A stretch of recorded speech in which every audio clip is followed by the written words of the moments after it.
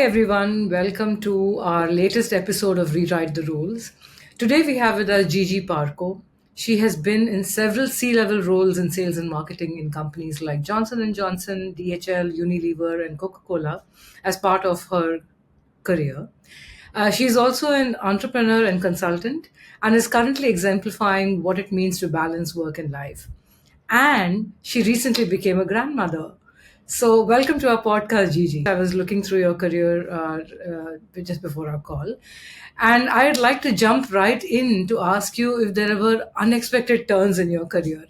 Right? Oh, Like, what was that? um, the first probably that I can share with you is when I started my career, which was like maybe 30 years ago, I applied in Unilever as a management trainee. And during that time, they were like wanting to find out whether there was an opportunity to have trainees, not just in marketing, but also in the field of finance. There were technical trainees before, but we were the first batch that they recruited for a sales traineeship program. I am an engineer by education. Sales is not exactly a very glamorous career during that time. So I said, but if you think that my personality and my the opportunity is there, let's try it out. I had a Malaysian as my first boss. And on the first month, they immediately sent me to this godforsaken place in Cagayan de Oro in Mindanao. And, you know, the first female sales trainee being sent to Mindanao without anything. So that was a twist. But, I learned to love sales with that stint. And after that, I went to back to Manila, and in a year's time, I was promoted immediately to a district manager. So I had a sales team composed of five people who were double my age, even two and a half my age. It was the first time for me to be able to handle an all male team, a team for that matter, and all tenured. So I just had to wing it. Not a lot that was excited for a female to rise the rank in sales. To be very upfront, uh, I just did my thing. Learn the ropes by myself and through the help of my team members. They were very, very helpful. And that's probably the first thing that I learned as far as leadership is concerned. Being a leader is not about teaching your team everything. It's about learning from each other. When I was in Coke, again, it was an all male team. I was tasked at that point to handle the single biggest customer of Coca-Cola, which was Jollibee. I was, aside from the secretaries in the office, as the only female there. And again, you'd be left out during lunches, left out during gimmicks at night, and things like that. So I had to be able. I had to take stock of my role during that time and learn how to make them respect and understand the differences and our similarities as well. Um, I must say, at the end of that particular stint, I was very happy. I was able to make friends with all of them, keep them as friends, become their boss eventually. So I ended my career in Coca Cola as the head of national key accounts. So most of them reported to me after I got promoted. And we had a very, very professional relationship. At the same time, I kept a lot of personal relationships with a lot of them. That wasn't easy. We're all here to, serve the company and our clients the best way we can. And w- we have to coexist. And it's easier to coexist as friends rather than, have animosity between each other. I had very difficult clients and customers in Coke. Okay, okay. They were um, they were demanding a lot of things, very difficult negotiations, very uh, tough relationships, because they were not professional managers there, but they were owners. So it was like, Right. you deal with them, and they own the business, and they're the ultimate decision makers. And that was tough in a sense that you have to figure out a way to for them to make uh, make them understand what you're trying to sell is not like a hard sell, but it's always a win-win situation, that these are the benefits that they get at the end of the day. You persevere, you um, make sure that it is not a one-sided negotiation all the time, and that you also create that personal relationship that during store openings, I'm able to find time with him, spend a lot of time with him exclusively, going around the store, talking about insights, new developments in the market, getting his point of view about how we're managing his business, and what are the opportunities to improve from both sides. Those conversations are very insightful. So, for example, in Jollibee, which was my client before, we created this program whereby they would be able to calculate um, profitability given certain programs. We trained everybody in Jollibee, and I was there most of the time, specifically for their key decision managers, and for all of their key staff.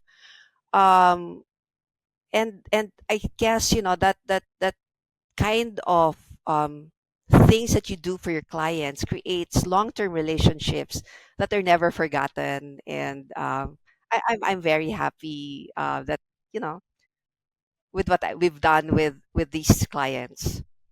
I'm sure, and I'm sure you're very proud of it as well. One of the things I noticed as you were narrating all of this, Gigi, is that you're very collaborative and very nurturing in the way you work with either your colleagues or your clients, right?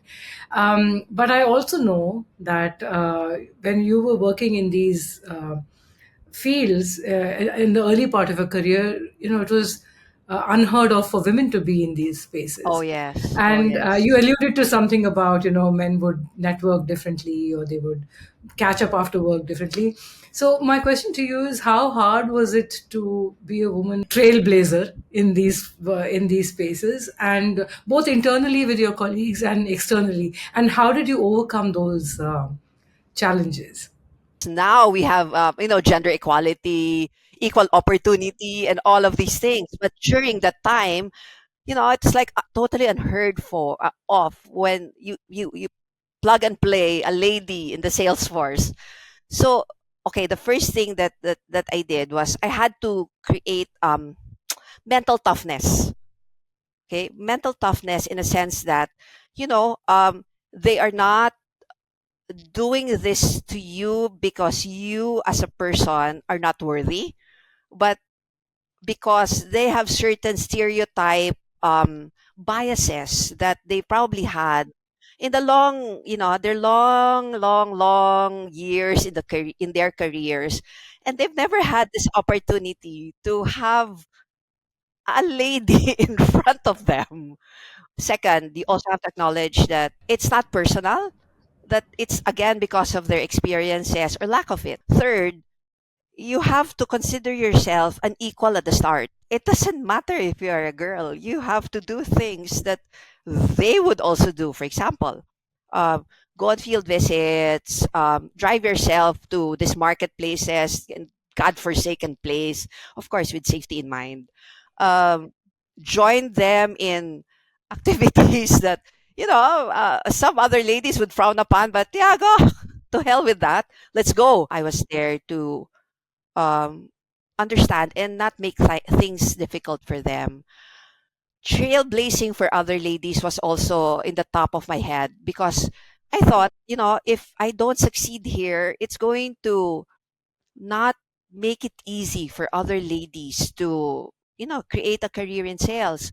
So the next batch of female trainees that were hired, I tried to create also a personal relationship with them so that they can look at me as a big sister. Correct. The other thing that I have to share with you, and this is a very sensitive issue, Rajita.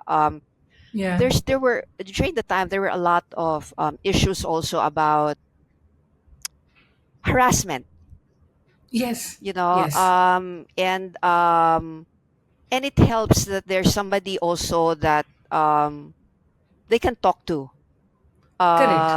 and make sure that they follow a certain protocol, or maybe change or maneuver how they work, because most of the things that they are going through, I went through during my time. During the time, it wasn't as open as now.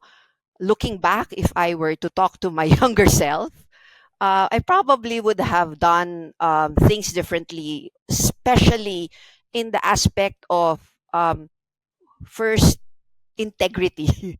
You see a lot of things that were supposed to be seen and done, and you can do things better, create those control systems, and coordinate with the proper authorities. Second, again, when you talk about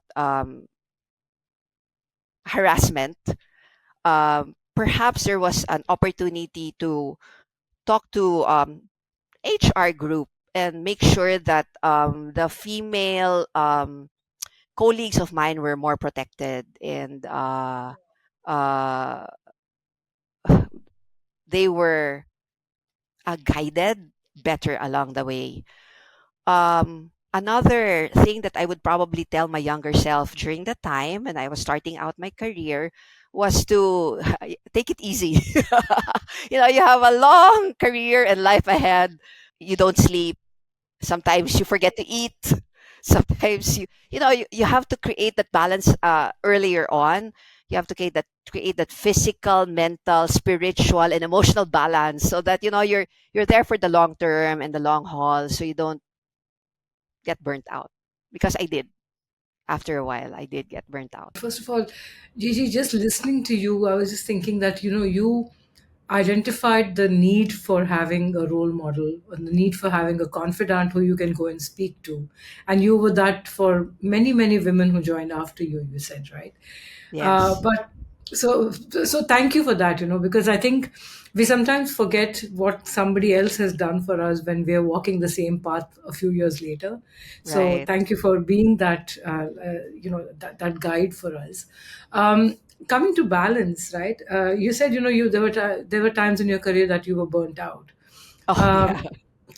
Um, one is, what did you do when you identified that? And are there other mitigation strategies, right? Okay, so in terms of balance, I think the first wake up call for me was, again, I was in Unilever at that point. I was newly married, um, had a child a year after I got married, and that kind of uh,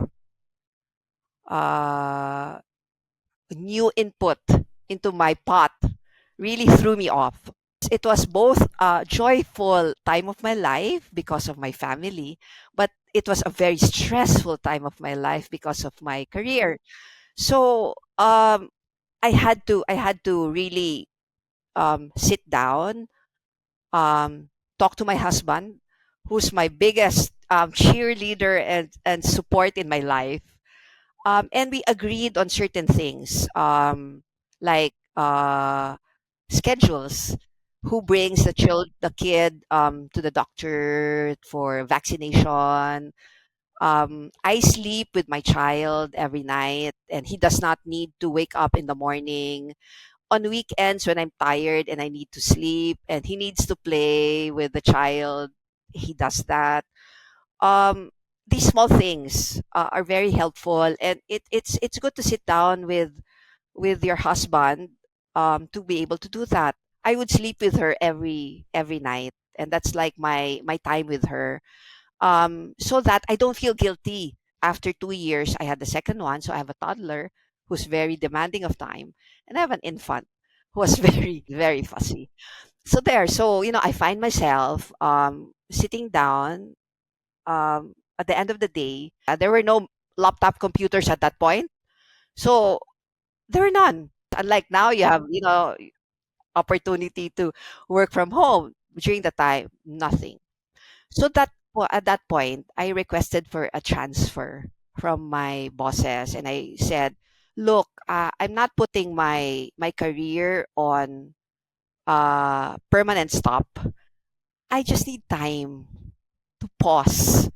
So if you will give me the time and give me this other position that I think will develop me in the future, but not will that what will not require so much time, because at that point, Rajita, just as a background, I was head of trade marketing, and trade marketing was very new in the Philippines, and it was like crazy schedule, crazy schedule.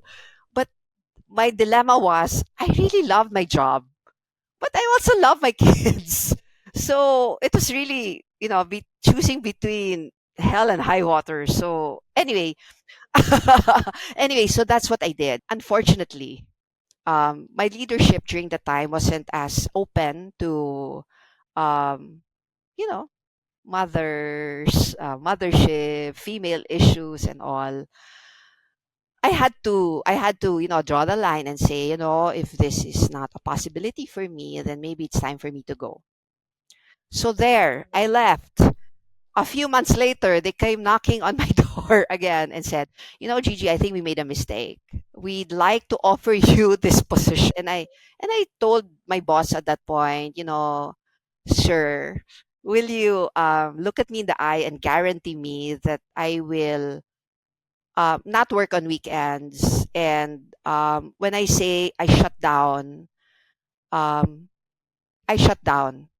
He said, very, very upfront, Gigi, I cannot promise you that. You know what life is like in this company. And I said, okay, I understand, because I was from there. I went through that. So, sir, let's shake hands and be friends, because if I am at that point in my life where I still value my personal time. And I think it's also what is priority for you at that time, right? Like when you say values, at that point in time, your priority was like, I need to take care of my kids. So I need to look for Yes. something that helps me balance both. Gigi, I think you said you're an engineer by education. Yes. But I also saw that you were an executive chef at some point. Oh, yes, Uh, yes. I'm an industrial management engineer by education. My minor was chemical engineering. how did you move from uh, engineering, sales, and marketing to being an exec chef? Cooking has always been a stress reliever for me. So my team always knows that whenever there's a fresh batch of cookies, cake, whatever in the office, okay, so Gigi was a little stressed last week. So this is the produce of her weekend. So there, so it's a stress reliever for me. So when I retired, I said, if there's what was the thing that I wanted to do the most that I was never able to do because I was so focused on managing my household and managing my company. So I actually enrolled, and I am a trained chef.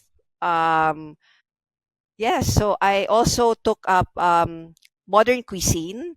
I'm very lucky again because my husband is employed, and we can continue to live a comfortable life. And at the start of my career, I already thought, my deadline is at a certain age.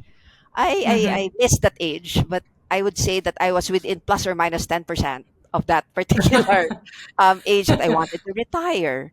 Right. So the first order of the day after I retired was to take a big vacation, long vacation with my family without my laptop in tow. Okay. Um, Enroll into an executive chef course Okay. and start a small business on the side.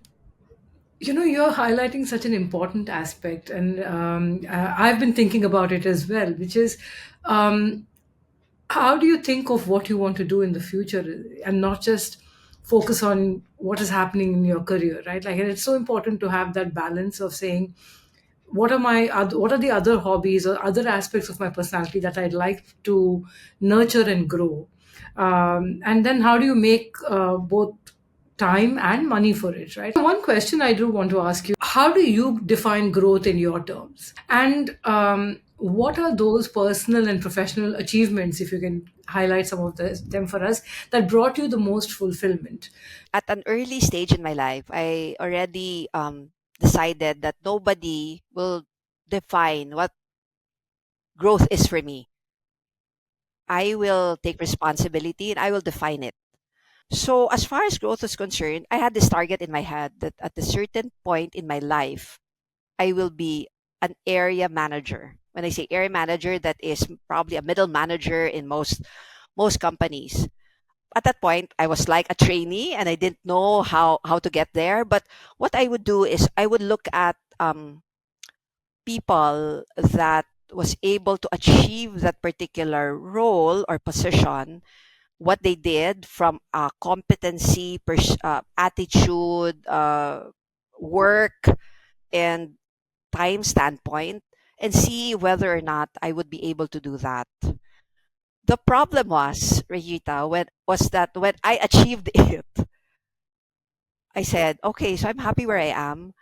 Um, I already achieved what I wanted to do, and I haven't like set my mind on anything else. So at that point, I said what I wanted to do then was to become a better person, become a better potential mentor. I was telling you about how I tried to help other females in the organization, and to grow in that aspect takes a big shift in mindset because work is skill based. You do things for yourself, make mistakes, you get to learn it.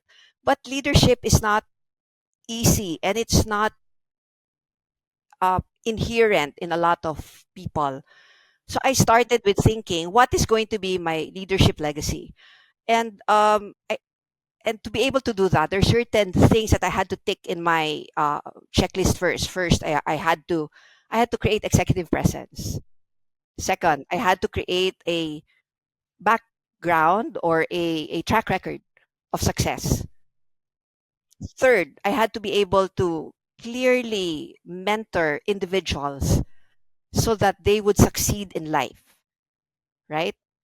Lastly, I had to create that balance within myself and my family so that people would also know that I am not doing this in exchange for something. It was for my family that I wanted them to be proud that, oh, my mother, despite being a mother, was able to achieve this. Despite her being an engineer by profession, she was able to adjust into being a sales individual and executive. It was really, really tough.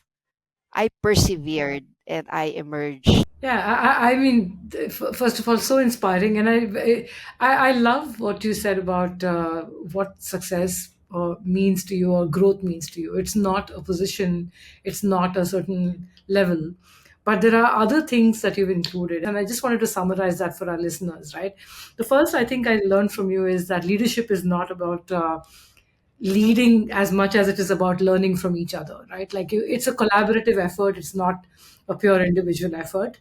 Yeah. The second was having the faith in yourself and considering yourself to be good. Don't let another person judge who you should be for you, right? I think you said that when you said that a little bit when you were talking about how you were working with men who had never worked with women for the first time. So they were coming with a certain stereotype. And you said that, trying to understand their perspective was very important because they had never worked with a woman, but also not letting that influence what you think of yourself. And the third one that I really liked, and I think is what I want to follow, is how do you pay forward? How to be that mentor? How do you be that confidant that other women can come and talk to you about? Like even when you said, I wanted to make everybody else successful, I wanted to be a strong mentor. And I think many people don't look at growth or leadership like that. They look at it as their own individual success. But for me, the red thread through all the conversation with you is that you believe in a collaborative, nurturing environment where everybody succeeds and not just one individual. So, Exactly. thank you very much. Oh, Thank you thank so much. you. Thank you, Rajita.